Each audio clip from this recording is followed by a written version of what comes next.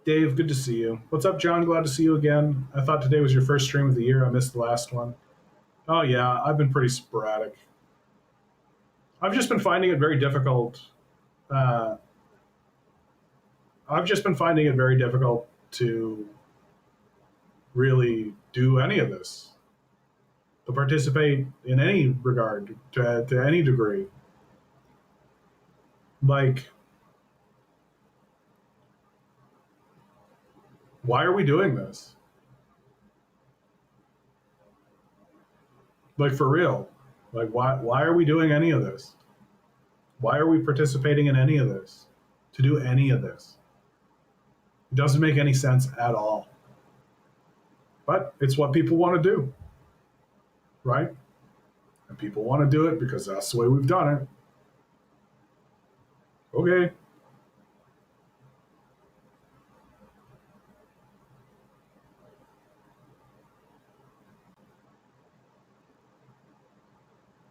Content writes, yeah, if anyone can run away to anywhere else, I wouldn't blame them. It's clear that the Western masses aren't awake and we're out of time to wait for them to get it.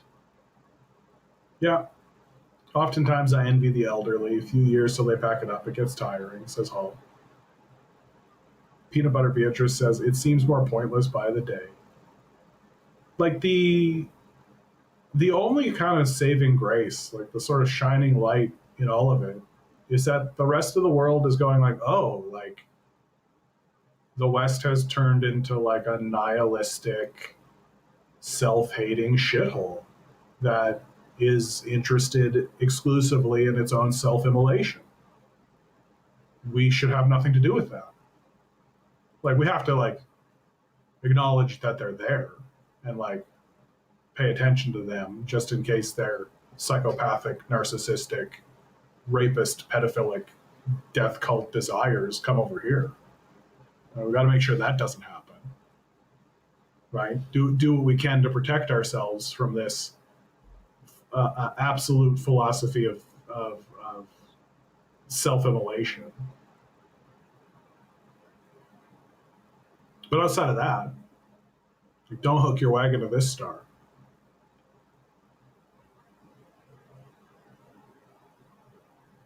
JT says, the fact it's the season of winter sort of underlines my feelings. Feels like our society here is in its winter. I mean, typically I would say something like, oh yeah, we're witnessing like a passing of the guard. Like there's an old guard that is gonna pass on, and the new guard will come in and they'll change things, and so on and so forth. But like we're polling our kids. Like this is from Abacus, right? This is the federal vote intention, right? If you're 18 to 29, so you're a kid basically. 50% of them are voting for their own self-destruction and the immolation of their society. If you're 30 to 44%, 41% of you are trying to immolate your society and destroy yourself.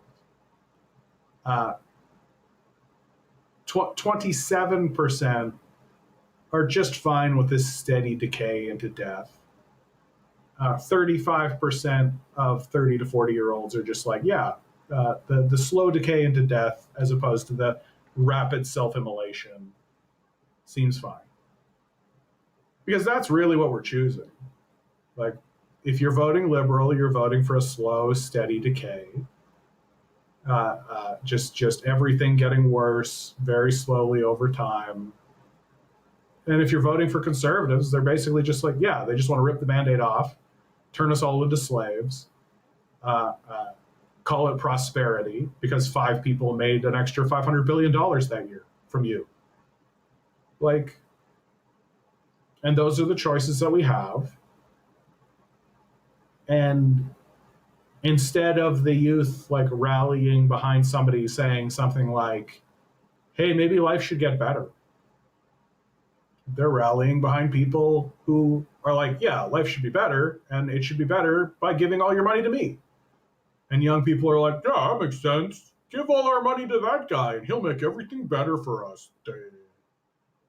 So Like it's over for us. Like we're not going to recover. And the collapses are right in front of us, and they're going to be big. Like they're not going to be tiny things. Baldy says, I really don't like Mark Carney, John. However, unlike Pierre Poilievre, I personally think Mark understands the role of a prime minister. But who knows? Maybe I'm a dumbass for having that thought. Mark Carney is like an archbishop of the death cult, right? He was the governor of the Bank of England, the governor of the Bank of Canada, and so he's like an archdiocese of capitalism, and he is in many ways he is the system of capital attempting to reassert its credibility. Carney has if you read his book Values, you can see pretty clearly that he has like a pretty astute understanding of economics and society from a neoliberal perspective. That his perspective is the neoliberal perspective, the fascist perspective, right? That fascism is extremely popular. It's been cleaned up, right? Neoliberalism is basically just fascism without the with the supremacy kind of downplayed, right? That like fascism and Nazism are all about let's purge the society of unpure elements. Whereas neoliberalism is like, yeah, unpure elements, but like we don't need to really focus on that. And in fact, let's uphold gay rights. Let's uphold minority rights, right? Like we'll talk about Martin Luther King, sure, right? As long as you keep working for us, right? As long as you get out of bed and go to work for us, we don't really care.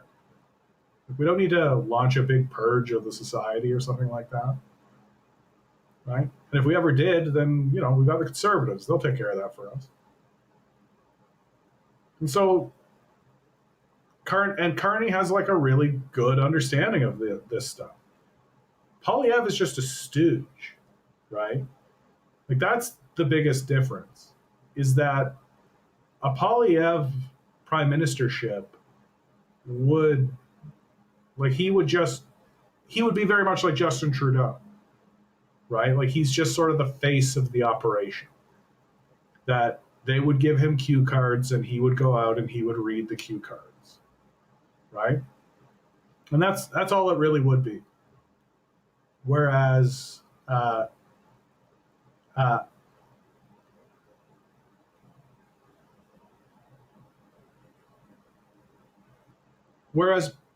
Mark Carney, I think, actually has a philosophical position. It's just that his philosophical position is in alignment with fascism, right?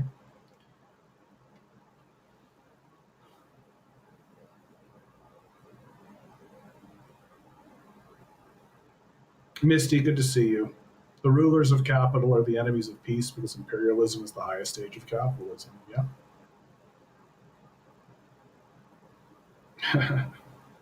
JT says, yeah, I don't expect a spring or anything. Maybe an ice age fits more. Yeah. JT says, I think Mark is the most sensible person in the status quo room. He is seeming amazing because he's so flatly calculated here. Well, I mean, if you are a simp for capital, right? So if you're like in the Liberal Party or you're in, you're in the in group, Mark Carney is as credible as it gets, right? And when he stands up and says things, you're like, yes, a credible person is saying credible things. Forget about the fact that his philosophy is like flat earther bullshit. Like, forget about the fact that it's like phrenology. Like, that doesn't matter, right? As long as somebody seems to have their hand on the wheel. Dave says, they would say to you, John, there's no problem with those numbers. It's exactly what we want. Yeah, we're embarrassing. We're just an embarrassing people, right? Like, we're just an embarrassing bunch of clowns. Yeah, Gamer Jam. Yeah, gonna help them build Epstein Island 2.0. Isaac says Mulrooney said NAFTA will be good for Canada. He told workers that trade deficit will balance and Mexico will become part of the first world. NAFTA displaced more than 1 million farmers in Mexico. Yeah. The no Brian Mulrooney, along with like Thatcher and Reagan, have been nothing short of a complete disaster. That their theory and their idea, look, that I've said it before on this chat, I'll continue saying it, right? The theory of the West, the theory of economics coming out of the West is that power exudes from finance. That you can control the world through military force and financial force. That's been how it's been operating since World War II, at least. It's incorrect. You can't. You can't govern Iraq through military force and financial instrumentation. Like you can try. You'll spend billions and billions of dollars trying, and you can like make a mess of things and pretend like that's doing something.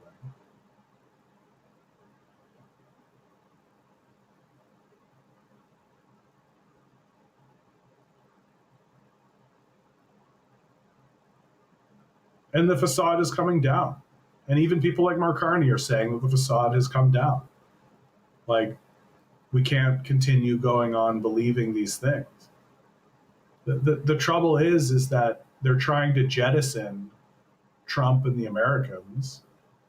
But while they're jettisoning Trump and the Americans, they're just maintaining the failed philosophy and the failed thinking.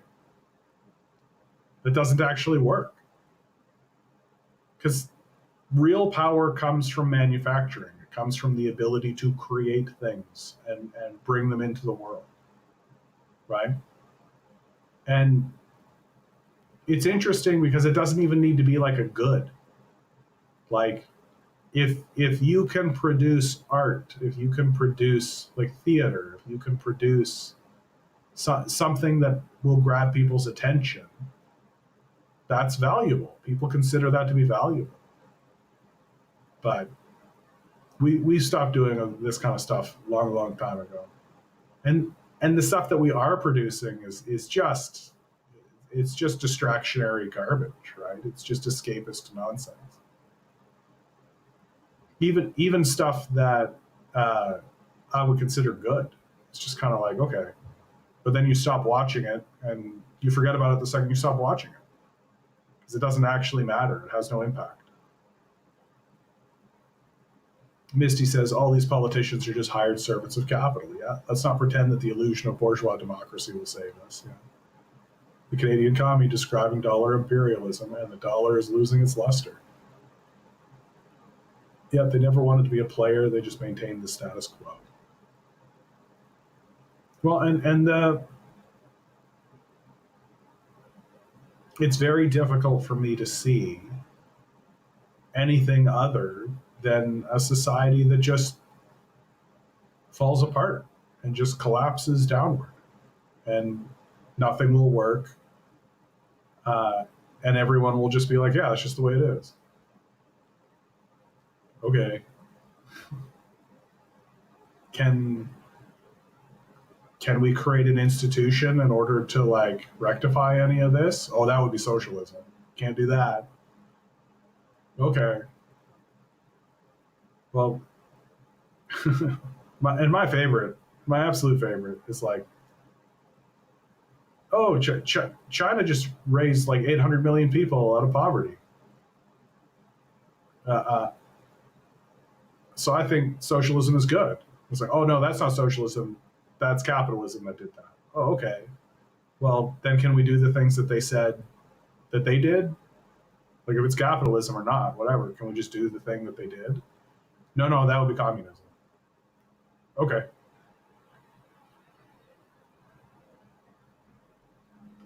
Prevmar over on Twitch. Good to see you, my man. Like, it's getting tiresome isn't even the word. Like tiresome isn't even the word. Like how I'm coming to a point where I just have nothing. I have no feelings anymore for it. Right? I have something happens in the world, and I go, yep. And like you talk to people or you see people talking about it, and all they do is try to justify why the thing is happening is good, actually, or why it makes sense. Or they'll talk to you as if as if the system of capital still has any credibility left whatsoever. I think that's the one that gets me the most. Like it's especially noticeable when I talk to people about communism, right? Is that they'll talk to me as if their system has credibility, like as if they should be taken seriously as an authority, or as if they have a position or leverage in the conversation at all. When like their leaders are sycophantic child rapists who go to fucking Epstein Island and who are like overseeing and enacting a genocide now. Like right now, that's happening. And people will still talk to me as though that's just not happening. As though, oh, I should take the system of capital seriously. This guy thinks that capitalism is bad. I can't imagine why. And there's just like no self awareness, no humility, no sense of self, or a sense that, yeah, maybe there's an alternative perspective to be had. And like when I was younger, there was this sort of passion inside of me to be like, no, we can change hearts and minds, and we can get people to see that things are like the the one that kills me the most, right? The one that kills me the most uh, was when I used to be like big on the basic income, right? I'd be talking to people about that. And I realized through the research that I was doing on the basic income, and it's absolutely the truth, uh, that whenever anybody says, how are you going to pay for that? The answer is it's cheaper. It's just cheaper. It's cheaper to just provide people housing. It's cheaper to just provide people food and shelter. It's cheaper. You want the cheapest, most effective way to alleviate poverty in your society, give people food and shelter. It's the quickest, most efficient, cheapest way of doing it. Anything else you want to do is going to be more expensive. You want to have a means test? Well, then you need to have a bureaucracy to means test it, so it's more expensive. You want to fine people? Okay, well then you need to have a police force, and you need to have people putting out fines. You need to have judges and lawyers, and so it's more expensive. And what prevents us from just providing people food and shelter? We don't want to. We want to spend more for worse outcomes. We want people to live on the streets. We want starvation. We want reduced productivity. We want people to suffer in our society because we have this conception that they're responsible for that condition. And so they're responsible for the condition they're in, so they're responsible to get out of that condition. And and because we believe in that so virulently, we're willing to spend more maintaining them in that position than it would to just alleviate it and be done with it. And that's just who we are. That's just who the West is. That the West wants to spend more to increase suffering. It wants that. We view that as a positive, as a good. And we see ourselves as moral for doing it that way. And that's when I started to understand sort of the dark heart of the average Westerner and of the average Canadian. Because it finally got to the point where people would say that to me. They'd be like, well, how are you going to pay for that? And I would say, it's cheaper, right? And then they still just wouldn't want to go on with it. I want to save them money and increase the quality of life for everybody while we're doing it. And I just came to realize, like, nah, people just want other people to suffer, and it's just that simple. It's just that simple.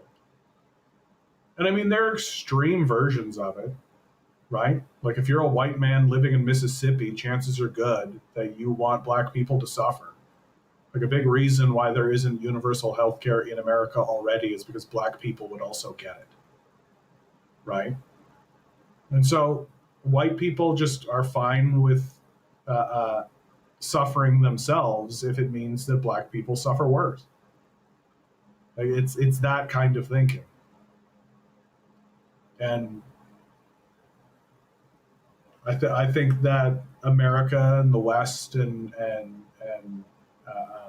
Canada, Europe, are going to have to go through some very significant hardships, some very significant downward spirals, some rock bottoms, some civil conflicts, some wars, before people are finally willing to be like, oh man, wouldn't it be great if everybody just had food and shelter?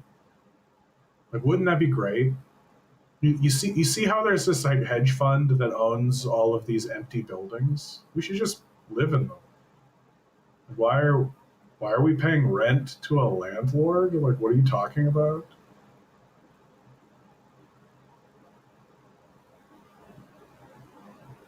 Misty says the people will inevitably reject capitalism because capitalist society devours its own children. You see this with millennials and Gen Z.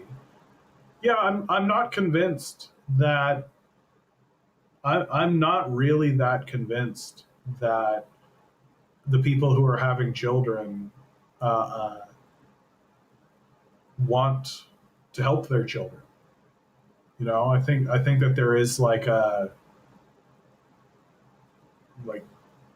think that there is like a death drive where people like have children in order to witness their suffering and to live like people live vicariously through their children, right? And so it's like this desire to inflict suffering on their own kids, and I think that people do that. I think there is a desire for that. I don't really understand why. Like, I don't really get it, but it exists for sure. We're just like a mother will bear a child for 9 months in order to inflict pain and suffering on it. It just seems to be what happens. Dave writes, "You're so right. If it works in China, it's capitalism, but we tried copying with China. No, we can't because it would be socialist." Yeah. Like,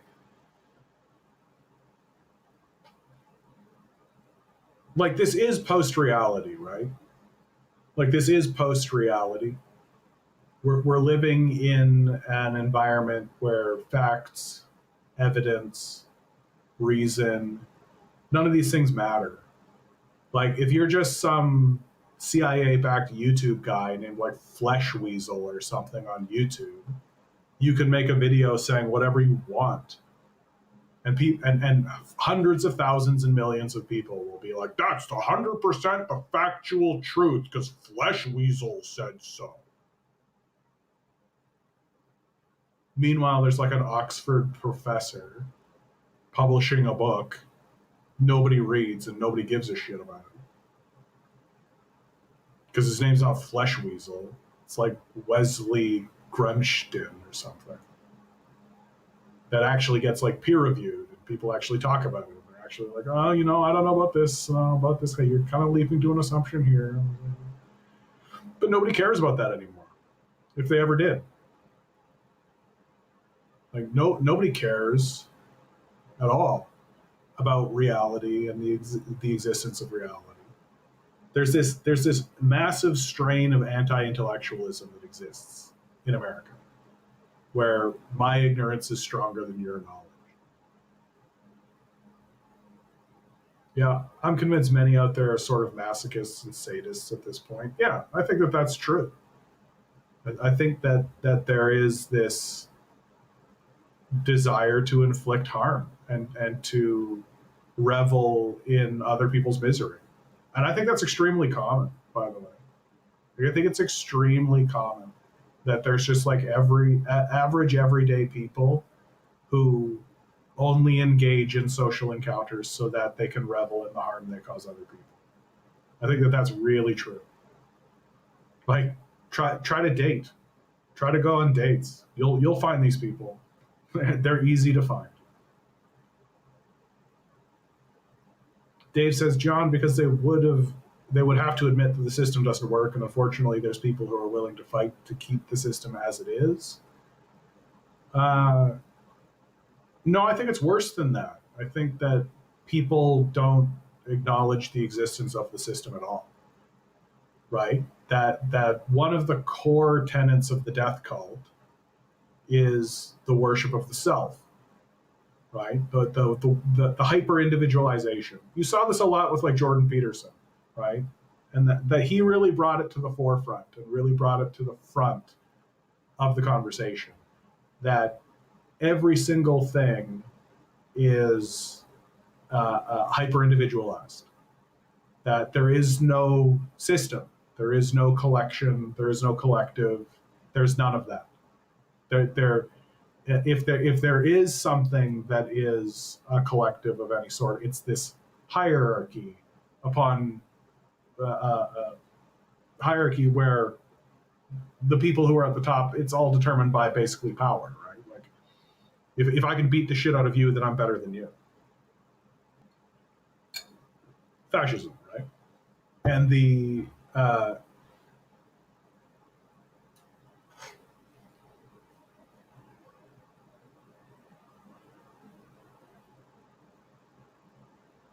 oh, Baldy with a $20 donation. Thank you, my man. I really do appreciate that, my man. It helps. Right now, I'm kind of out of work, right? Like, and I'm training to teach English as a second language, and I'm like doing things here and there, but every little bit helps. I'm just like completely disincentivized and completely demoralized to like try to participate. And so it's nice that when I do this, somebody you routinely do donate, my man, and I really do appreciate it. Thank you. You write, I'm briefly following this news story going on in Iran, and I could have sworn that you were talking about on stream having a conversation with somebody who immigrated from Iran because it's destabilized. Now it makes sense. I mean, it's tough to talk to Westerners about Iran because Iran is a theocracy, right? Like let's be extremely real about what's happening in Iran. Iran is currently ruled by militant theocrats, right? My position is real simple though, because I'm, a realist and I live in reality and I like to use evidence in my thinking. It makes a lot of sense that Iran would be governed by militant theocrats. That its neighbors on both sides of it, on the east and the west, were literally invaded by the largest military on the planet and outright destroyed. Like Iraq has been destroyed, right? Like it's not really a country anymore. It doesn't really function as a country. That the split between the North and the South, like the North doesn't even participate in the elections anymore. So there's no credibility there. That the only reason why Iraq is as it is on the map is because the people of the North just don't have the political power or the military power to be able to assert themselves enough to say, like, no, this territory is ours. Like we don't really care what the West has to say about it. And if you're living in Iran, it's right there, right? Like you can go look at it. It's not hard to find, right? The insane genocide that's happening in Palestine is fucking there. It's right there. It's not hard to get to. You can see it. And so when a country is threatened with that level of destabilization, the people you want to have power, the people who you want to be in power, are people who are going to virulently uphold your society's culture, your civilization's principles and ideas, right? And who are willing to pick up guns and shoot people who are going to threaten you that. So militant theocrats. And the West, of course, has this really manic, like, Sam Harris is like the absolute peak of it, where we can go into these countries and overthrow them and bomb them and murder them and kill their children and rape them and send death squads through the streets. But if they respond in a way that we don't like, we can poo-poo them. Like, we can literally erect torture camps and have like CIA torture operations, and philosophers who try to justify the torture of other people. But if they do like a suicide bombing, they're a bunch of barbarians. Like, okay, champ.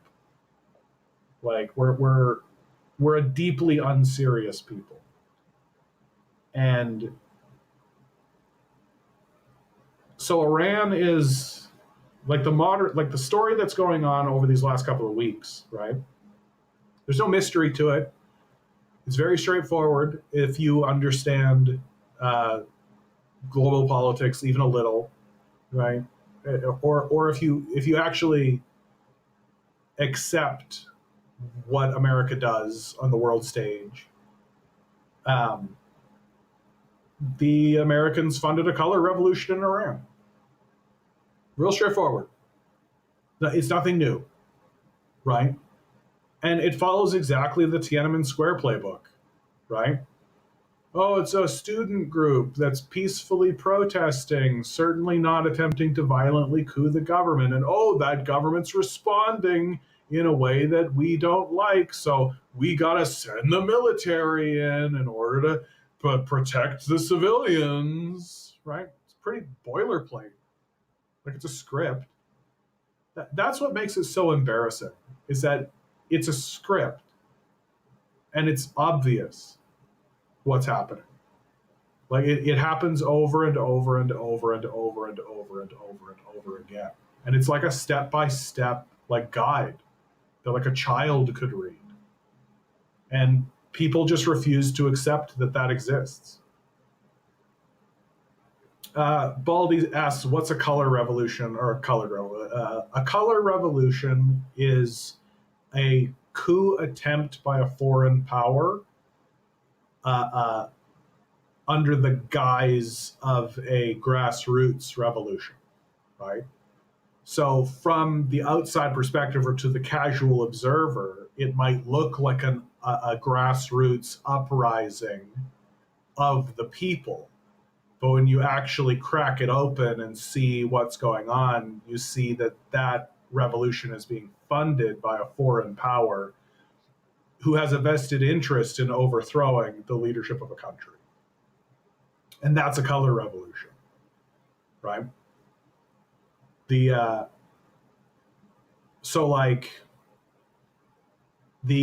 coup that happened in 2014 in Ukraine happened during what they call the Revolution of Dignity, right?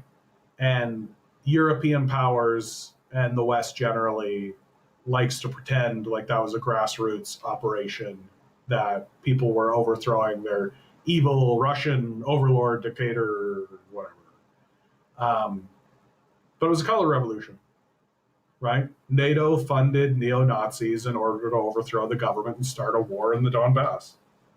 That's what happened. It's a color revolution.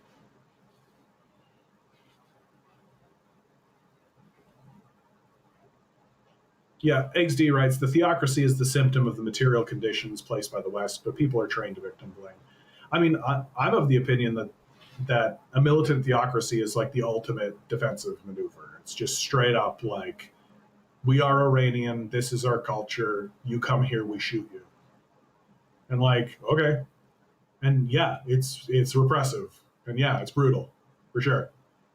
Because they see the threat. The threat is real. Like that's the part of the conversation that makes Americans in the West generally kind of embarrassing.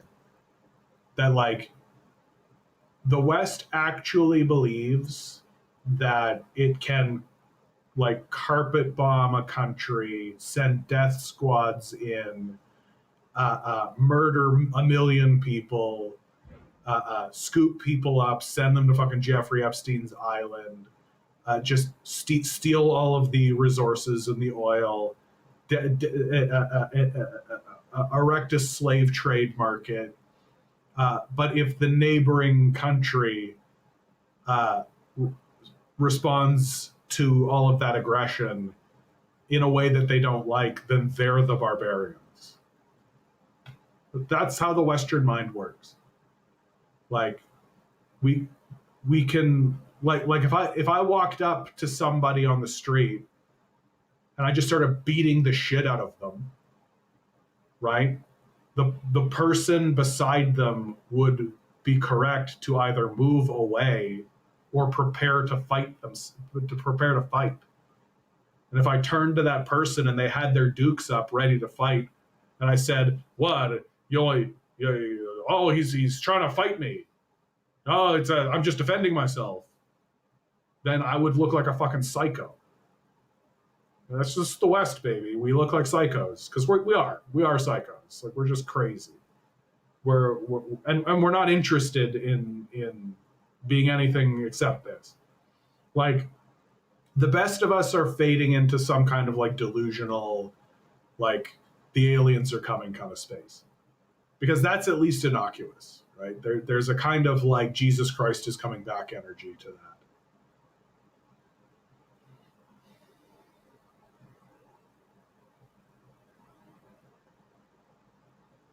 Yeah, Content said previously, racism is expensive. It is expensive, and we're willing to pay it, right? Nobody says how you're going to pay for that when it comes to segregationist policies. Everybody just accepts that. Oh yeah, that matters. Dave says, yes, I agree with you. There's a people who don't even acknowledge the system. Yeah, which is silly because there's like obvious, like the same people who have this hyper individualistic worldview will also talk about the deep state. It's like pick one, man, pick a lane. But that's fascism for you, right? The enemy is both strong and weak.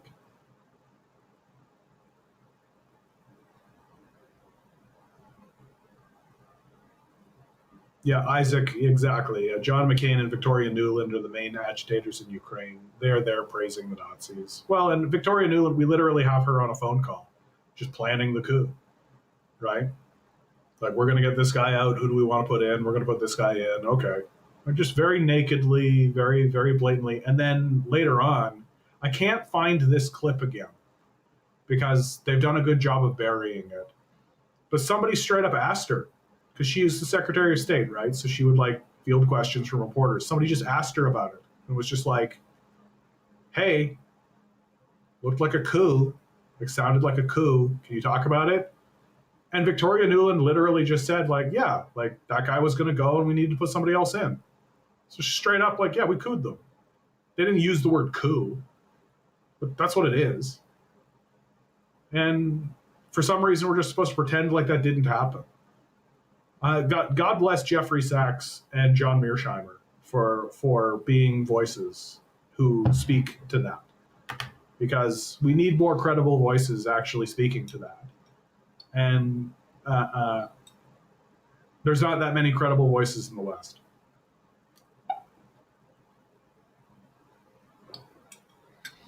JT says, we're so many generations into people alienated from a real connection to anything. It's like a long experiment in justifying trauma. Yeah, I mean,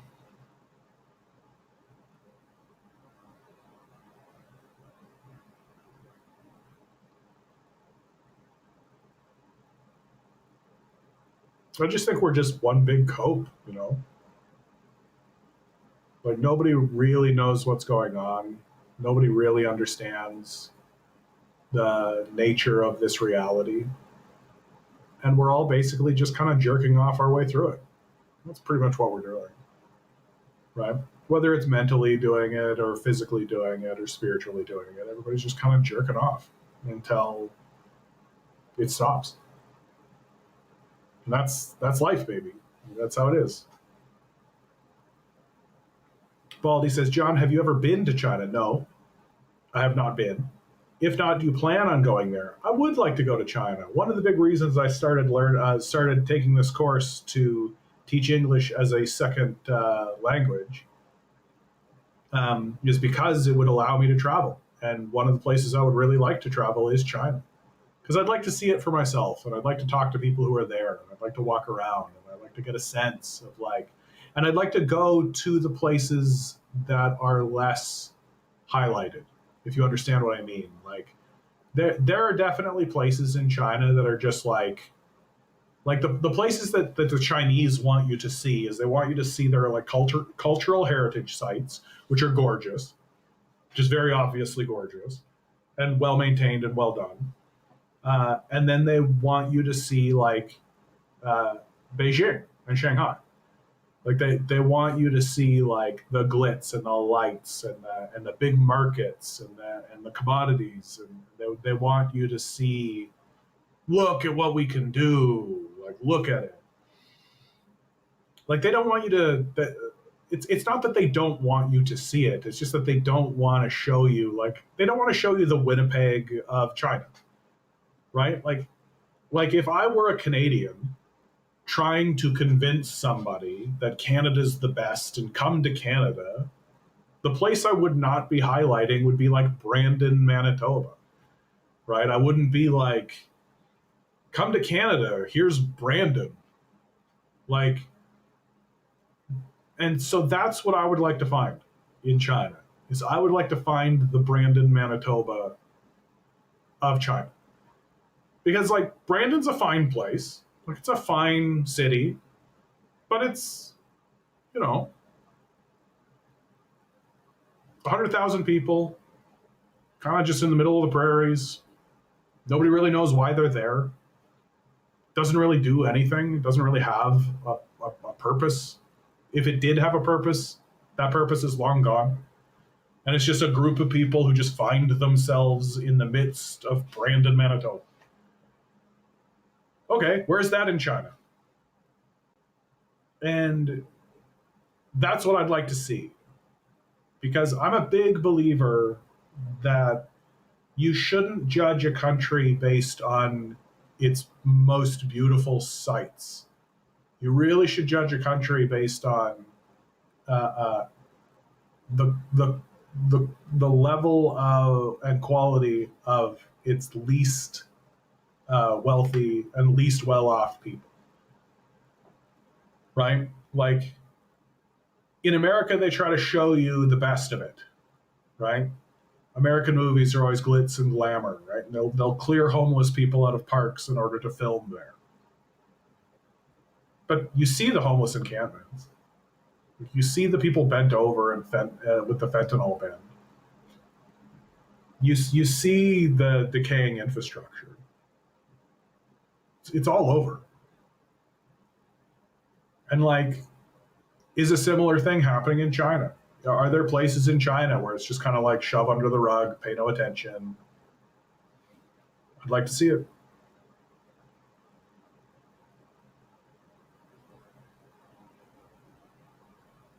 Eggs D. Drop by Shenzhen. I can show you around. Oh, I'd love it. Try my grandparents' place to see China's Brandon. Very nice.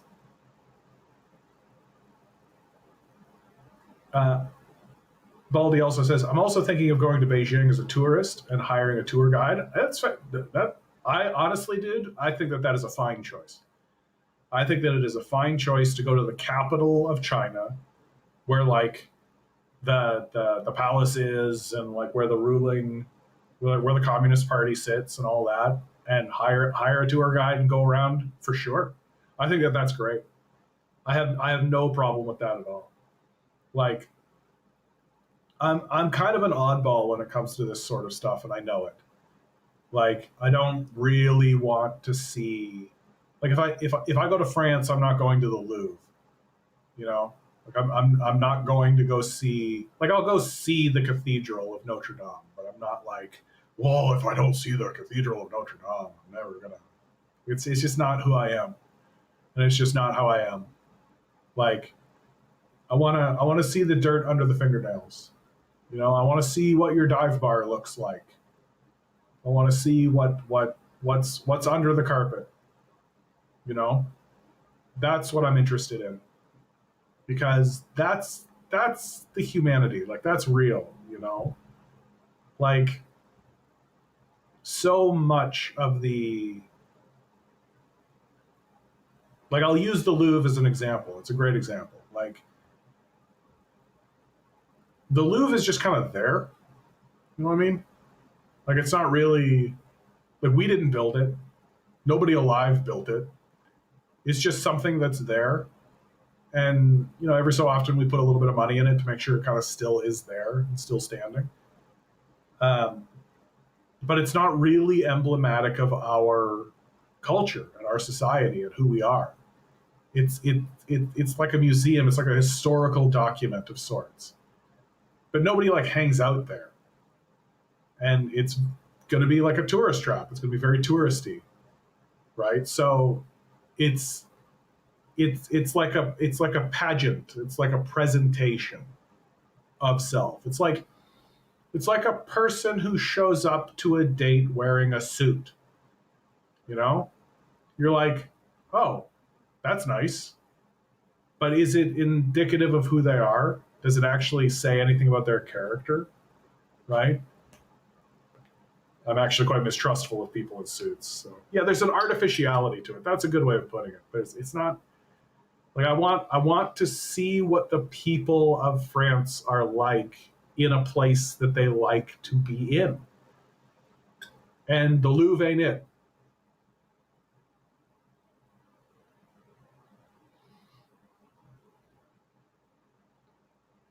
XD says, I have to say the touristy places are like very touristy. Like you can tell it's refurbished in a certain way regular normal living spaces are in China. Yeah. Well, I mean, so much of it is new. Like the concept of tourism itself has got to be really a new idea in China. Like people coming in and like I don't know. I kind of like that. I like that there's like, let's make a place that's kind of phony, right?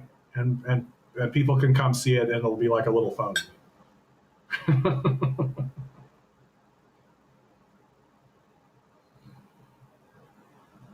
JT writes, I'd like to see some old stuff. The closest I've gotten is Egypt museums. Oh yeah, that's very nice.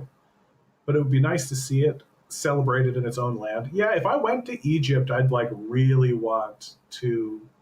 I don't care about the pyramids so much because I feel like so much of that kind of stuff is like I've seen it. You know what I mean? Like I've seen the pyramids. Like I've seen them. Uh, but there's a bunch of stuff in Egypt that is like not very well um, advertised. Like, there's a huge amount.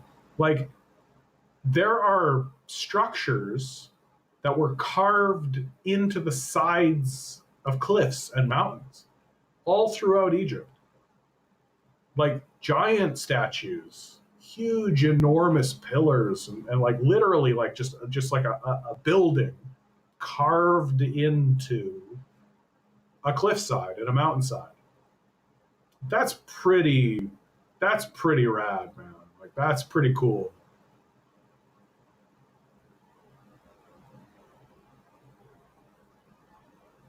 JT, I don't want to see a bit of both though. Plan to see the city, but lodge outside of it. I guess it just depends on what you want. You know, like what are you looking for? Like I can see some people. There are places. There are just places in China that are naturally beautiful. You know, like they're not particularly well developed, but they're just naturally a beautiful place. And like the thing about China, that I'm really in awe of is that China has like a 4,000 year long recorded history that's unbroken. That's like unheard of. That's crazy. Most places have a moment in their history where there was like a breakdown of the historical record. I think Egypt is a great example of that. Like I think Egypt has had a break in its historical record. And China just kind of never had that. It's just this continuous like, yeah. And they're very diligent about it, it seems. I don't quite know how they pulled it off. It really does seem like whenever there was any kind of internal conflict, all sides of the conflict seemed to respect the idea that, like, no, that guy's just there to write this down. And nobody ever turned to the guy who was writing things down and went, hey, fuck you.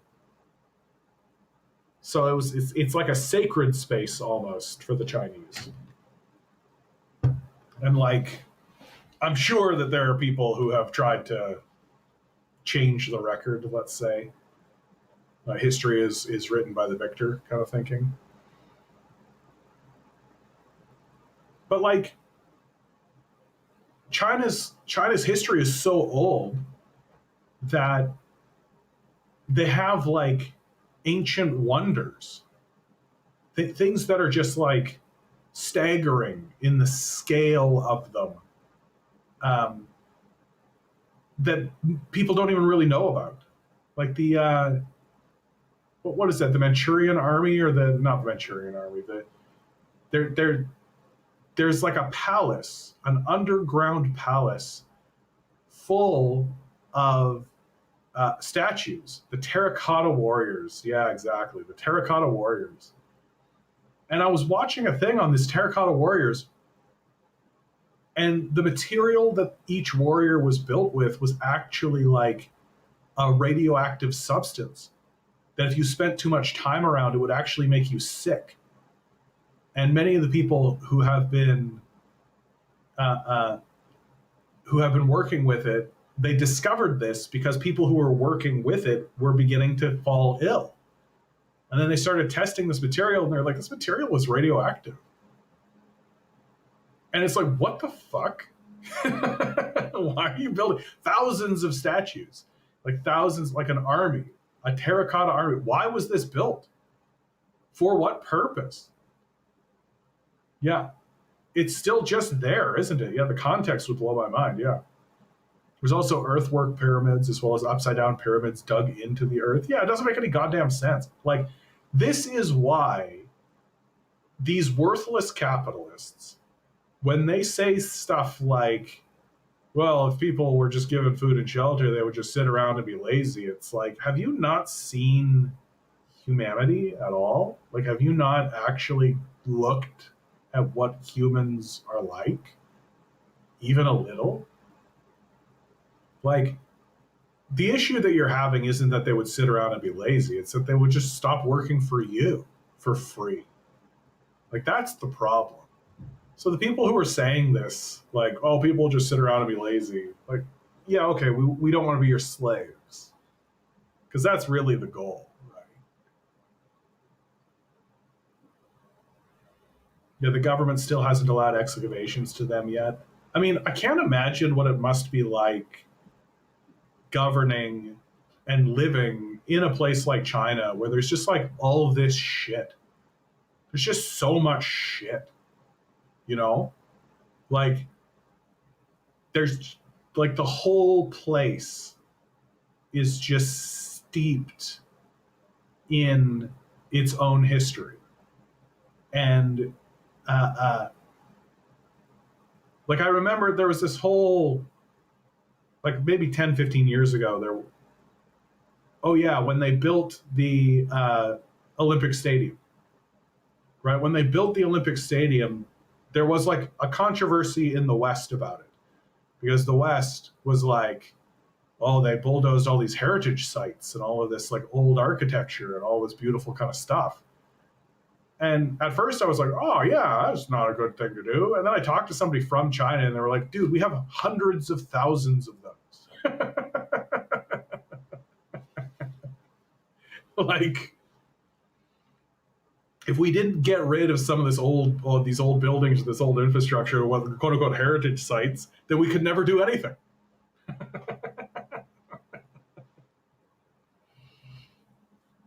Quantum Traveler over on Twitch. Love that name, by the way, bud. How's it going in Canada? It's shitty. It's shitty. It's cold. It is winter. I don't like it. Our leader is standing in front of the world and basically saying that the emperor has no clothes. We need to break with America. But we're not going to help our own citizens, of course, right? We like fascism. We just don't like it when the big fascists turn on us. So, Gamer Jam's been to Greece. So Greece would be a great place to go to as well, I think. Like, there's just so much, like, rich history. Oh, yeah, Quantum Traveler says that sucks. Dude, being in the West sucks so bad right now because you can't really have a serious, frank conversation with anybody. Like, Westerners have detached from reality in a way that is staggering. It's just astounding to see happen. Like, we have stopped giving a fuck. We've just stopped giving a fuck. And we're gonna hit a wall of reality that is just coming for us in a way that is gonna be staggering to see. And we're gonna blow up on it, and then everybody will look around and be like, what happened? And I'll just be sitting here being like, I've only been talking about it for fucking 10 years. Oh well.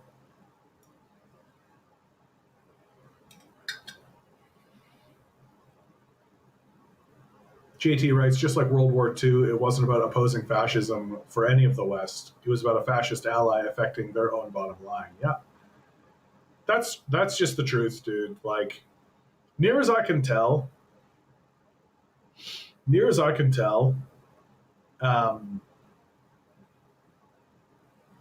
like, the word fascism comes from the Italians because Mussolini's party was the Facili Party, right, which means brotherhood. And so that name, fascist, kind of grabbed hold and then sort of got used to describe not just the Italians and their party, but also the Nazis. And if you read Mussolini's statement about what fascism is, it's incoherent, like it's garbage, but it's very focused on the primacy of the state, that everything should be sacrificed for the power of the state.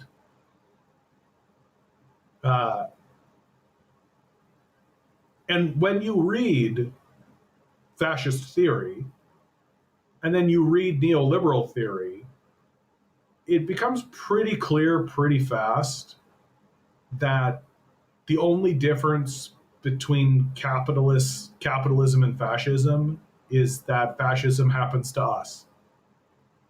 That if you're a capitalist nation attacking a defenseless brown population to steal their resources, that's capitalism, right?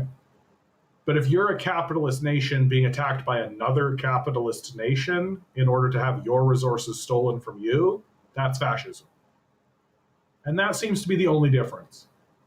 That when I do it to you, it's capitalism, but when you do it to me, it's fascism. And that seems to be the big difference.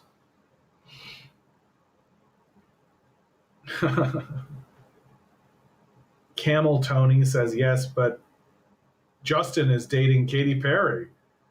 Yeah. What do you think of Katy Perry? I don't care at all. Two losers dating each other. Okay. Two pretty losers. I mean, if I wanted to actually do a proper analysis of that situation, it's pretty clear that you've got someone like, so Justin Trudeau is on the outs, right? Just like his father, by the way. This exact same thing happened to his dad, right? Pierre Elliott Trudeau was ousted as leader of the Liberal Party. Another leader came in for a minute. The Liberals lost an election against the Conservatives for a single term, and then Pierre Elliott Trudeau came back, took the party back over, and then led the party again. So the Liberals are setting Justin Trudeau to do the same thing, right? And what better way to have like a comeback tour than when he does his comeback tour to have this like beautiful celebrity wife on his arm, right? And from Katy Perry's perspective, like Katy Perry's career is not over, like it's not over, but it's in a slump for sure. Like she's not the young starlet anymore. She's not at the forefront, right? There was a period of time where Katy Perry was like in top 5 conversations. You'd have your celebrity stars and she'd be like, boom, boom, Katy Perry, boom, boom. And that's over, right? Nobody would do that anymore. And so this is like her retirement plan, right? Her and Justin Trudeau are going to, chill out, be in the background, establish themselves as like a couple amongst the people who it matters to. They'll show up at the parties, right? They're still like the likable celebrities and they're in groups. And then once the Liberals, once power starts to slip from the Liberals' hands and they lose an election to the Conservatives, which is an inevitability, the Liberals know how to play this game. They've been doing it all along. Then they put Justin Trudeau and Katy Perry in front of everybody and say, look what you could have instead. And a lot of people will be like, oh, I do like Katy Perry. Oh, Justin Trudeau, he's gotten so much more mature. Right? And so that's likely what's going to happen. And that's likely the ploy in the game that's being played.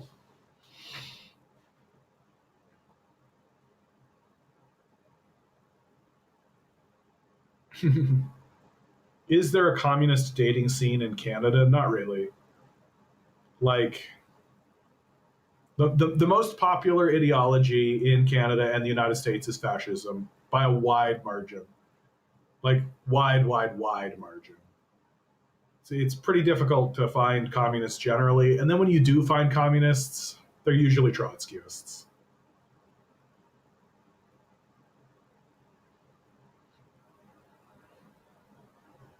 Camel Tony, on Reddit Conspiracy, they show how Justin Trudeau looks like Castro and how Justin's mom was secretly in love with him. Wouldn't that be hilarious?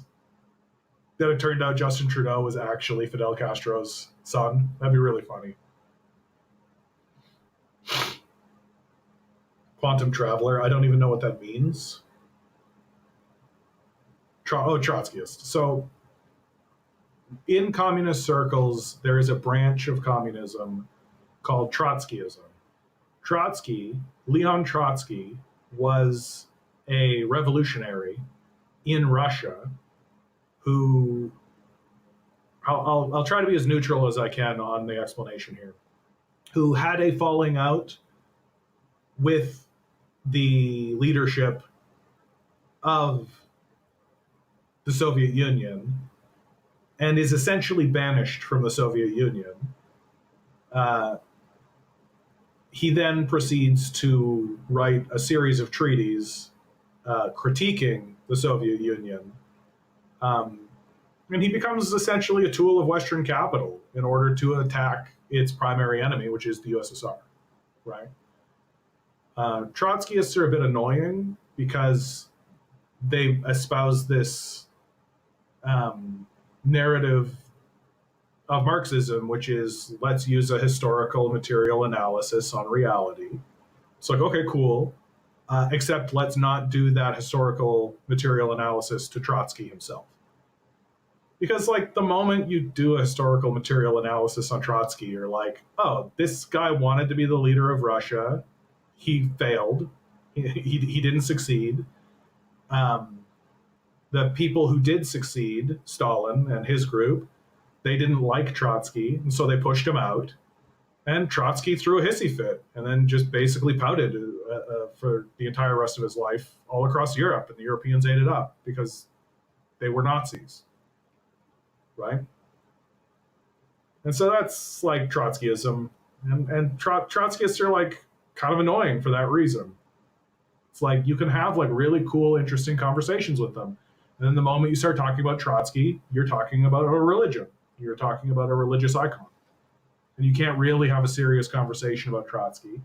And what makes it even more annoying is that because you can't have a serious conversation about Trotsky, that means that you can't, by definition, have a serious conversation about Stalin, which means that you can't really have a serious conversation about the Soviet Union and the USSR and about communism in the Soviet Union and the USSR, because you have this sort of religious ideology where Trotsky is Jesus and Stalin is Satan.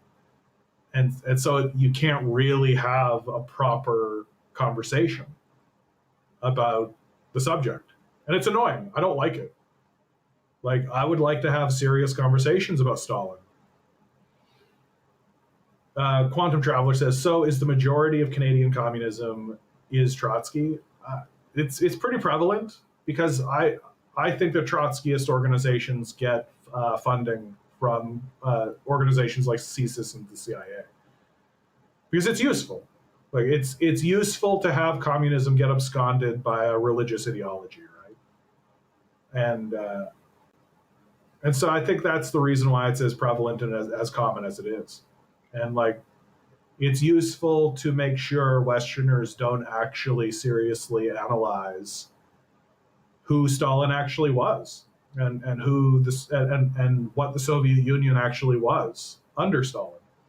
It's useful to maintain this totalitarian authority. Like Trotsky is the guy that invented the term totalitarianism, because one of the things that Western liberals wanted to achieve, was to create a parity between the Soviet Union and the Nazis.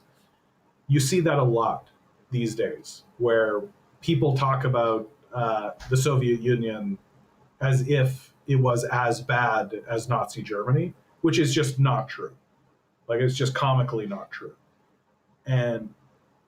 But the roots of that begin with Trotsky, who creates the language of totalitarianism, right? That Stalin and Hitler were both totalitarians. And of course, Trotsky would say that of Stalin, he lost to Stalin. So he's just like a spurned lover, basically, just like talking shit about, I should have been the leader of the Soviet Union. But then when you actually look at it, the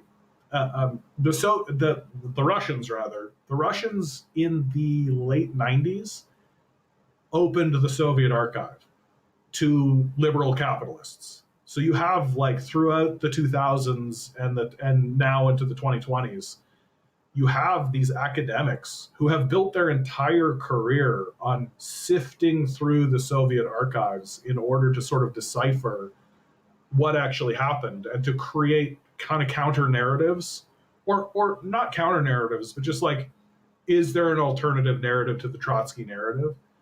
Because we don't actually know, right? Like, we don't actually know what was going on in the Soviet Union. We just have this one guy who we're holding up because he's like, I think the Soviet Union is totalitarian like Hitler. And we're like, yeah, we're trying to dismantle the Soviet Union. This is good. We'll spread this around.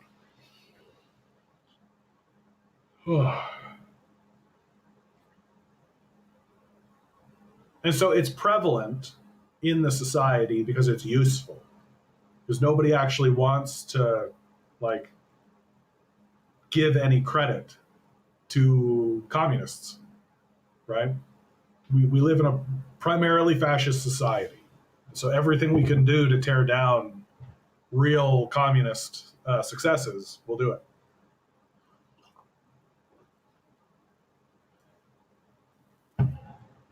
Brampton Jeff said, I don't think Canadians will ever vote for Trudeau again. You wait. You wait. Nah, bro. Wait for it.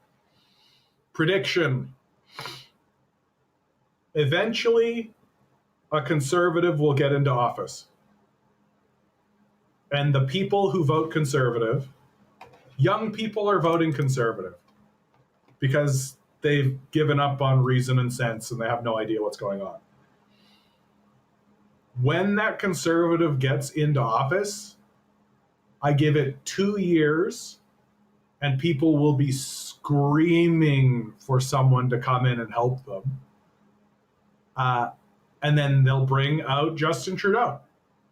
And there'll be a huge section of the population that's like, oh, I remember things with Justin. Things weren't so bad with Justin.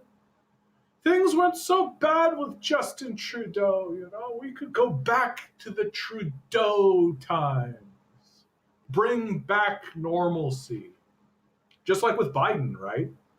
It's the same kind of rhetoric, the same kind of idea. I want things to go back to normal. Justin Trudeau. Nostalgia will play, and name recognition will play. Just wait for it. The same thing happened with his father.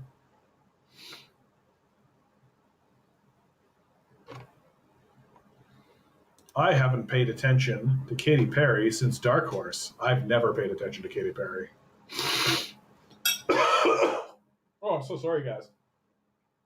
Oh, goodness. Oh, so sorry. That's gross. So sorry. Ben Jorgensen, thought on the Greenland situation and Carney's response. I mean, Carney's response is pretty significant, actually. Like, it's pretty serious. The old order is not coming back. Making trade deals with China. Basically saying that the emperor has no clothes. If I were to critique Carney's speech, it would be to point out that he hasn't repudiated the system of Western capital. He's just said we should continue doing this Western capital thing, but without America. So, as if that's a real thing that can happen.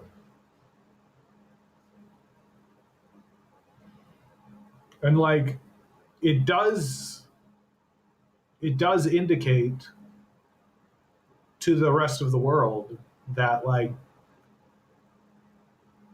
the Western powers are starting to understand, or at least starting to say out loud, that we can't really rely on America anymore, and that America is going to go its own way.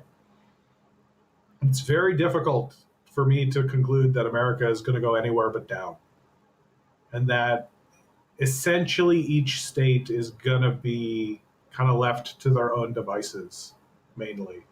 And that the federal government, like, take a look at the relationship between Minnesota and the federal government of the United States right now, right? It'll be like that. People will just, like, the federal government will be this onerous body that inflicts itself upon the states. And eventually each individual state will start defending itself. And that eventually the federal government won't be able to operate. Because people will just be like, fuck you, what are you doing for us? Literally nothing. Like, you come in here and you kidnap people, and then the taxes that you take from us, you're just enacting a genocide over there. So it's only a matter of time before people stop paying taxes, and before the real kicker will be when the federal government is unable to recruit. Like, that'll be the real kicker. That right now we're seeing like a big influx because you have a lot of these like Proud Boy losers, Oath Keepers, white supremacists, and all this joining ICE. But I think a lot of these guys actually thought that they would get respect for it. I thought that these losers really thought that when they put on this uniform and like kidnapped children, people would applaud them and give them respect. And the opposite is happening to them. Like, sure, they've got some money in their pocket, but everybody hates them, which is correct. Everybody should hate them. And so this like initial wave of recruits, I think, is probably going to be as strong as this organization gets. And then from there, it's just going to be this sort of steady downward decline. And eventually states will begin peeling off. And Europe can see it. Canada can see it. Everybody sees it. Like there's not a way out for America anymore. Like, sorry, there is a way out, but they're not going to take it. And ironically, the way out would be to actually look at what they consider to be their, Western civilization and their Western principles and actually follow them. But they don't do that. They don't do that.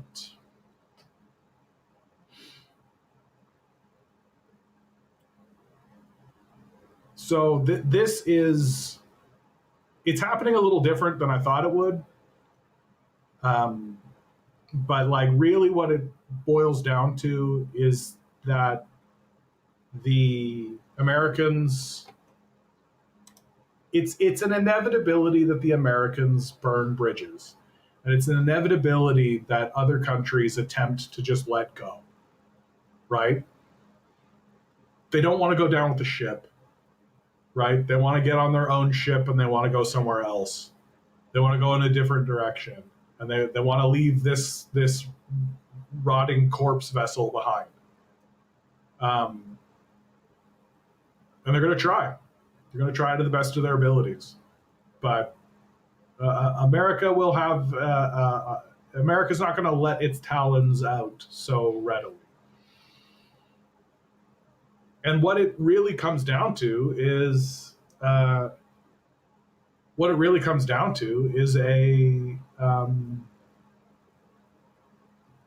breakdown of the society and a breakdown of the culture. And we're watching it happen in real time. Bound says taxes are taken out of people's paychecks automatically, yet the only people that can get away with not paying taxes are business owners who file their own stuff. I don't see businesses getting on board with not collecting, contributing tax under penalty of law. Yeah, I mean, I think like people will begin to operate outside of the system. Like that's really what will begin to happen. That the business system and the system of finance that exists in the United States will become seen as cumbersome and onerous. And that it will be more difficult to participate in it than it will be to operate outside of it and to have a parallel system and a parallel economy. And that's really what you'll see. You'll see a parallel economy erect itself. And that will accelerate when large businesses begin to abandon certain states. Right? Like when Walmart starts to pull out of certain states, when Amazon starts to pull out of certain states, what will be left behind is people who need to fend for themselves. And they're not going to file with the IRS. They're not going to file with the federal government.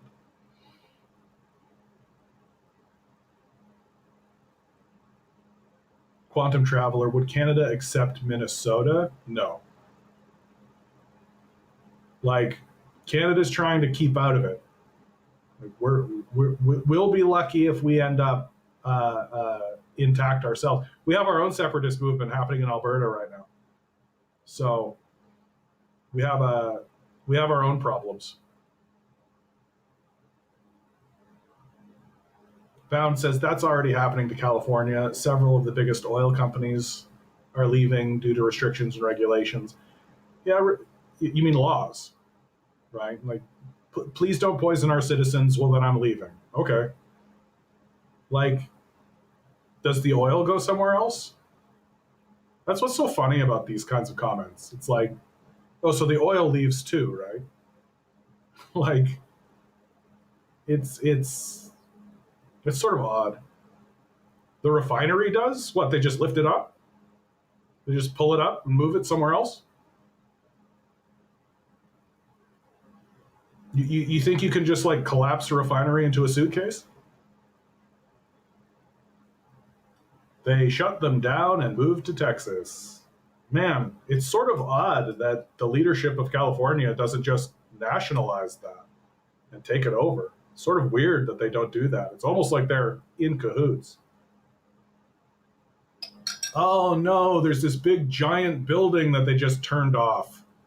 We can't use it though. Oh, shucks. Drat. Gee darn. Oh, this guy has a piece of paper. I'm sorry, my hands are tied. It's just unserious.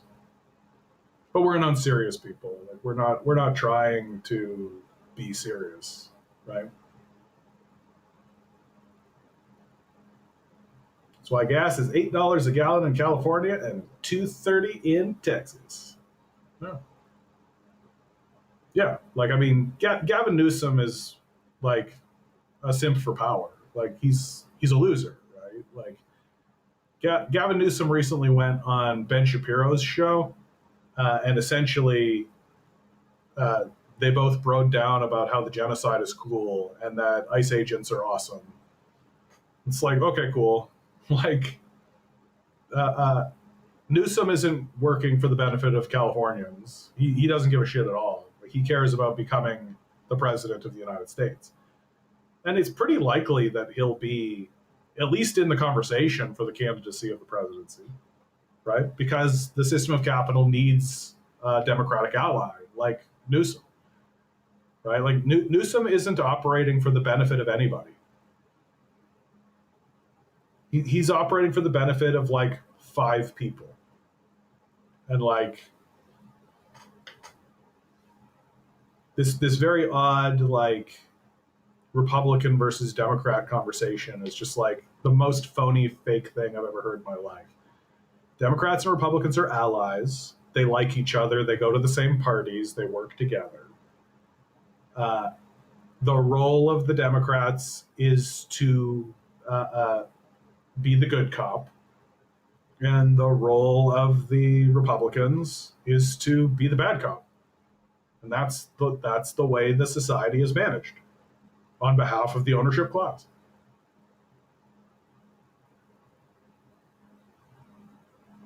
Brampton says, "Oh, it was Gavin's show, right? Ben was the guest and still dog walked him." Yeah, I mean,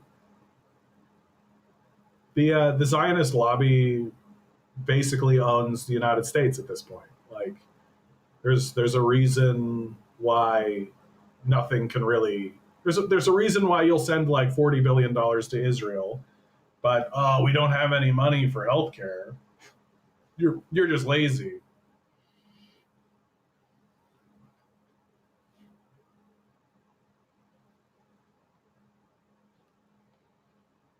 Is there homeless shelters in China I can work at?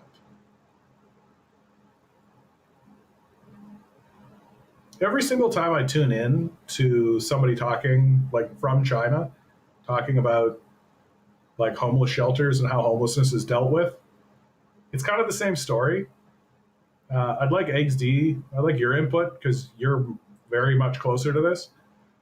But it just seems to me like the system that they have is like if you are homeless or you find yourself without a home, there's a place that you can go to, and they're just like, yeah, here you go, and they just like get you set up because they figured it out. Like, oh, you want to alleviate homelessness? Well, the best way to do that is to house people, right? This whole like temporary shelter system is not the way to do it.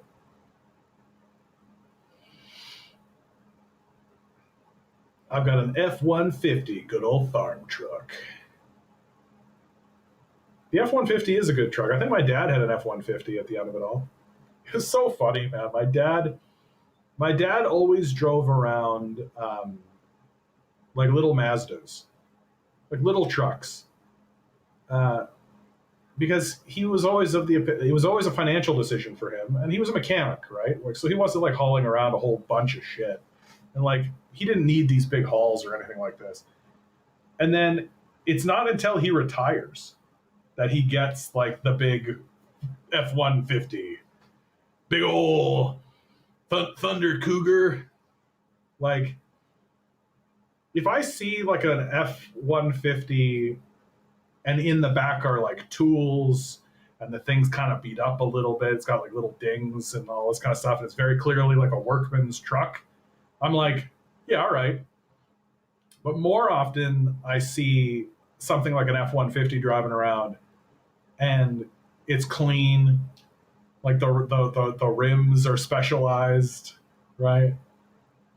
And the thing that really made me pivot on my opinion on trucks is when I read an article that compared the size of modern trucks to World War II tanks, and modern trucks are bigger than World War II tanks.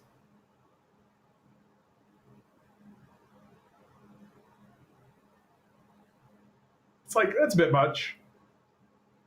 That's a bit much. XD says, look up the Hukou system. Everyone in China is tied to their home village. If you don't make it in the big cities, you fuck off home to your village. People are tied to their home village, guaranteed shelters since Mao's time. Oh yeah.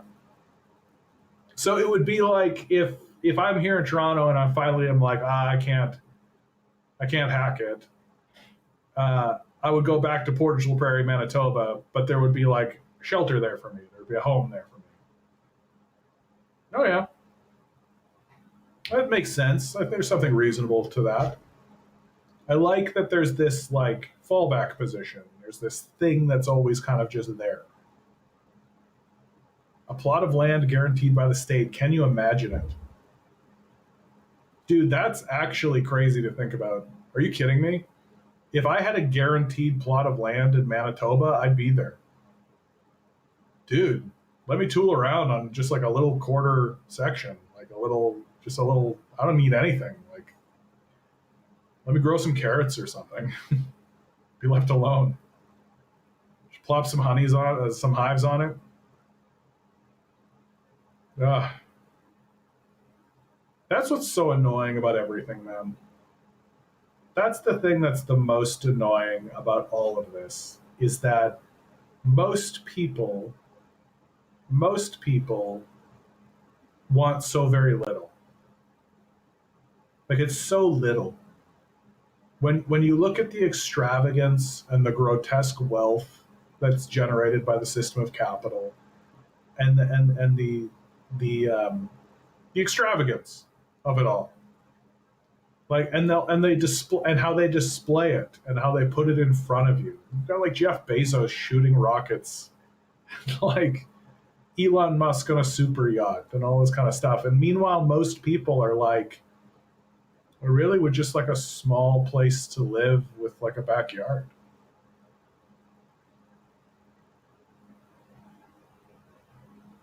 Yeah. Brampton says, so I guess they deport foreigners who can't make it? Yeah, I don't know what the rules are there. But it would be just so, and especially in a place like Canada, like there's just like, everybody could have just like a small plot of land in order to have like a little place. And it'd just be so simple. And we just refuse to do it.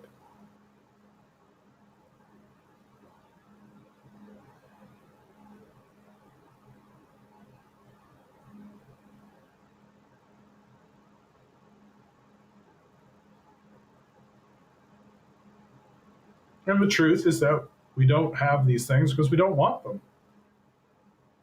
Like we just don't want to have it. Anytime anybody sets up any kind of like I remember here in Toronto, there was a fellow who was building like mini shelters, just like little tiny shelters, so homeless people could stay, could have a little bit of shelter from the cold. And that was happening right in the midst of COVID. Yeah, I remember this. It was happening right in the midst of COVID, and there was like a big housing crisis, and there was like a crisis. And the city came and they tore them all down. We don't want them. Like we don't want to help people. We don't want to improve people's quality of life. Everything is just a slow, steady decay downward. And soon it'll be like sharp drops, right? It'll just be like fa-fum, fa-fum.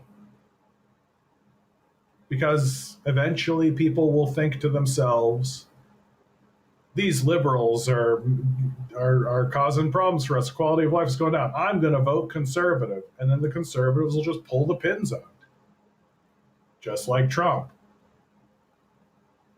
And then what do we do? Right back to liberal.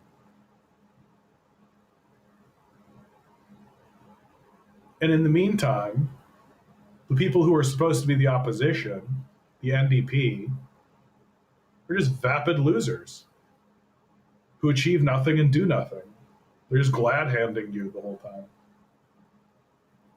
So get ready for it, kids.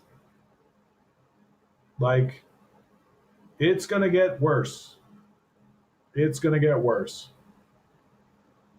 I've decided that my solution is to not participate as much as possible, as little participation as possible. And if I can, I'm just going to get out because I'm sick of this place. I shouldn't say I'm sick of this place. Canada is a beautiful place. It has natural beauty, beautiful campsites, wonderful, wonderful outdoor kind of culture. It's the people. I just can't stand these people. They've just dedicated themselves to their own self-destruction. And they want to. It's intolerable. Like, do you have any idea how hard I would work for a culture that was trying to improve itself? That if we were like building infrastructure and like building a society and actually like lifting people up and doing stuff, do you have any idea how hard I would work for that? But this is trash. And nobody should, like, the fact that we get up and go to work, I'm like, why? To help who? For what benefit? Like, on Thursdays, I go to an old folks' home and I read books to some of the elderly people who live there. And that to me seems to be more valuable than 99% of what else we're doing. Like, why are we doing any of this? For what? So just enjoy yourselves as much as you can. Try to find something that lifts up your heart and makes things lighter. And do that thing. And if somebody tries to make you feel guilty about it, tell them to go fuck off. Pound sand. Like, and I don't even care what it is. Collect stamps. I don't know, make dioramas, play video games, smoke weed, drink. I don't care. Whatever you need. There's no rules. Reality doesn't exist. You can just believe what you like.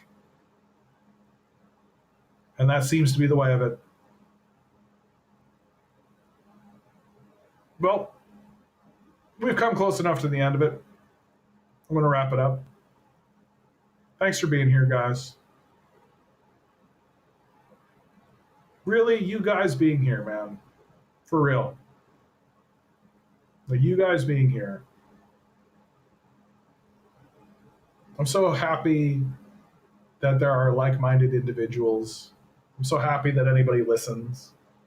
I'm surprised every single time.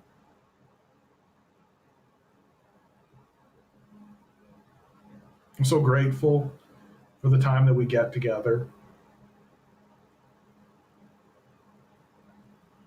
I wish that we could be together in happier times. And maybe if we're very lucky, we will. Always remember, guys, each and every one of you is a quantum being living in quantum energy. These billionaires are spending hundreds of billions of dollars in the hopes you'll never realize it. You'll just stay the good little commodity they need you to be. Rebel. Revolt. Repent. Good luck.